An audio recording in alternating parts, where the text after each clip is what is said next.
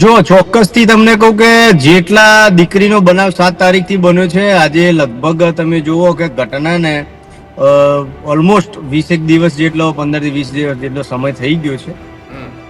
ગઈકાલનો જે ઘટનાક્રમ થયો અને જેટલા 15-20 દિવસથી જે રીતે પાટીદાર સમાજના અને માલધારી સમાજ એટલે રબારી સમાજના આગેવાનો સાથે જે રીતે અમારે પારસ્પરિક એકબીજાને ટેલિફોનિક હોય રૂબરૂ જ્યાં મળવાનું ત્યાં મળ્યા છે ને વાતોચીતો જે પણ થઈ છે એ આધારે તમામ સમાજના આગેવાનોનું એક જ કહેવું છે કે જે રીતે અત્યારે આ લગ્ન થયા છે એ વિષય ખોટો છે. અમે અને માલધારી સમાજના આગેવાને પણ જે તે સમય કીધું હતું કે અમારે કોઈ સમાજની દીકરી લેવી નથી ને અમારી દીકરી કોઈને આપવી નથી.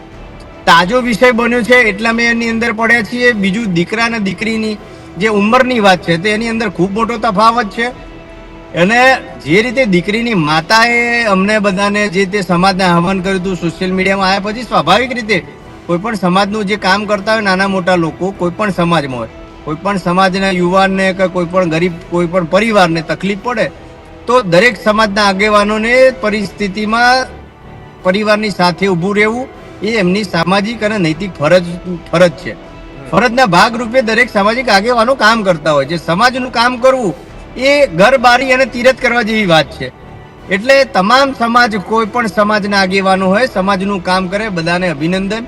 પણ વાત એ છે કે જ્યારે અમારા સમાજની દીકરીની વાત હતી અને અમે જે વાત કરીને જે રીતે વિડીયો આવ્યો છે સામે એ વિડીયો તમે સ્પષ્ટપણે જોઈ શકો છો કે કોઈ પણ વ્યક્તિ પોતાની મરજીથી બોલતું હોય અને એને બોલાવવામાં આવતું હોય એમાં ઘણી મોટી સામ્યતા છે.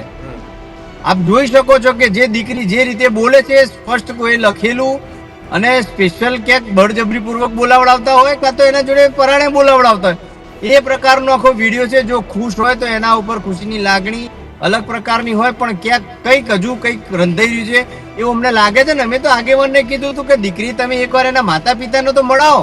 હજુ સુધી તમે અમારી ચેનલને સબસ્ક્રાઇબ નથી કરી તો અત્યારે જ ન્યૂઝરૂમ ગુજરાતને સબસ્ક્રાઇબ કરો, ફેસબુક અને ઇન્સ્ટાગ્રામ પર ફોલો કરો.